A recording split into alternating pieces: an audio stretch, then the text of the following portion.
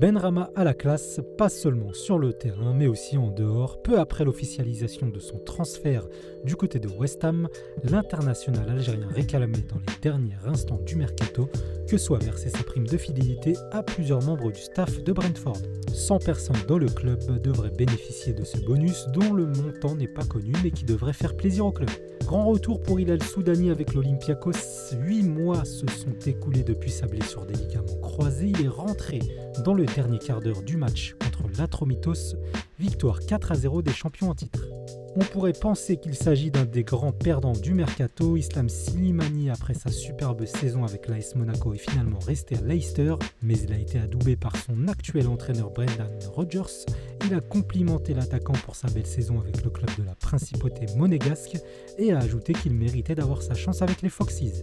Kheldin Zetchi évoque le dernier stage des Verts. Le président de la Fédération algérienne de football semble être en très bonne relation avec le sélectionneur Djamel Belmadi et compte faire des pieds et des mains pour que la sélection algérienne travaille dans des conditions optimales malgré le contexte particulier du Covid. Belmadi a donné rendez-vous aux joueurs pour le stage de novembre pour les matchs contre le Zimbabwe. Nous sommes en contact permanent avec lui, on prépare les choses convenablement, dit-il.